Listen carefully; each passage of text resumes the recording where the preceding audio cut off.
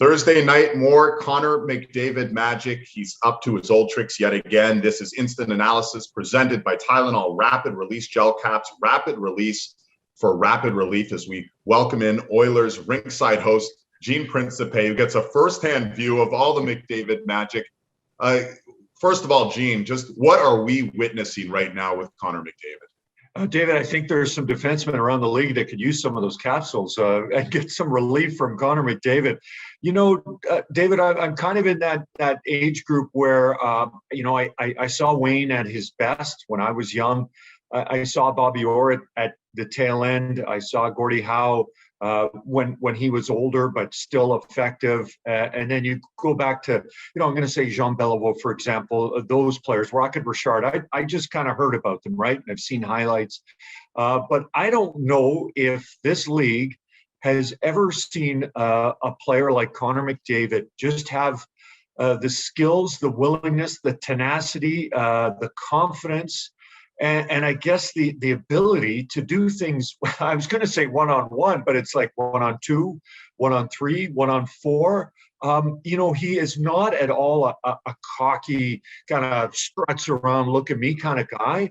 But when he gets on the ice, and even in situations where most players just wouldn't have the self-confidence to try that, he does it kind of over and over again. And when you think you've seen the best from him, he's got another best, which I think we witnessed again in the most recent game. Yeah, and you have to walk us through this because you're there, you're at Rogers Place, and it's not just the goals he's scoring, but it's the moment he's scoring them in. For example, of course, last night, Winnipeg had just scored late in the third to take a lead. These aren't, meaningless goals. These are very meaningful goals, and he's not just scoring incredible highlight reel goals, but it's when he's doing them. What has the mood been like at Rogers Place? For we saw it against the Rangers, and now we see it against the Winnipeg Jets. Take us inside the velvet rope of what that moment's like within the arena.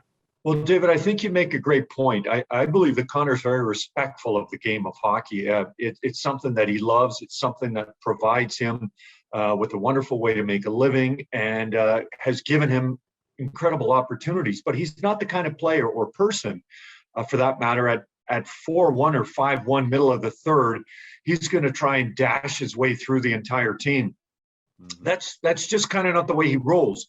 Game on the line, something important to play for, opportunity rises, he takes it. I think one of the things, David, that I used to hear when he first came on scene was, wow, when you see him in person, you're like, it doesn't translate, even though he looks fantastic on television.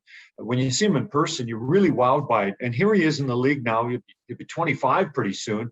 And people still say that. They're like, wow, I know he's fast. I know he does all these things. And then I see him in person and I'm like, I can't believe what he does. And, David, there are, I don't know how many players in the league where you would say, you know what, I am buying a ticket and I'm going to see this team, but you usually say, I'm going to see this player. And I see it all around the league when I travel with the Oilers since Connor McDavid arrived is I came to see Connor. I came to see Connor. And listen, lots of people say I came to see Leon as well, because Leon has emerged into a superstar himself. But it's amazing how he has just kind of captured the imagination, of course, here in Edmonton, but all around the league. And for that matter, I think all around the world.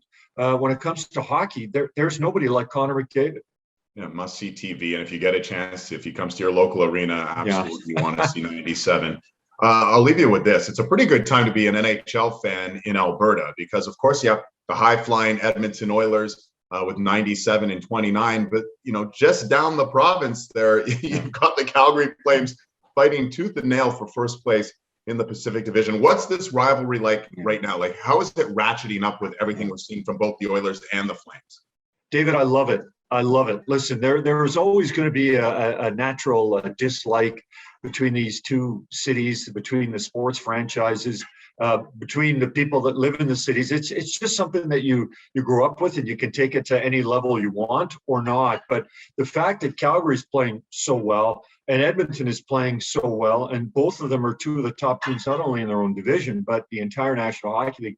Listen, we're all just like, oh, please playoffs. I think everybody wants that. And I think everybody wants it because, if you're in Calgary, you want to say, hey, we beat Connor McDavid and Leon Draisaitl. If you're in Edmonton, you want to say, hey, we beat the Calgary Flames and we're the best team in the province, which these days means you might be the best team in your conference and potentially one of the best teams in the NHL. So, it's early in the season. It's hard to tell where this is all going to go, but they've got two really good teams that are a 3-hour drive, a 45-minute flight from each other. And with the recent sort of shenanigans that have gone on in the last few seasons, it's kind of brought back that rivalry. They got to be good, they got to be intense, and they got to dislike each other. And I think we've got all those elements to turn this into a real sort of renewed Battle of Alberta between Edmonton and Calgary. Well, it has been so much fun to watch, and the next chapter is yet to be written, but we'll see what happens in this great rivalry. Thanks for the instant analysis, Gene. David, anytime. Great to chat with you.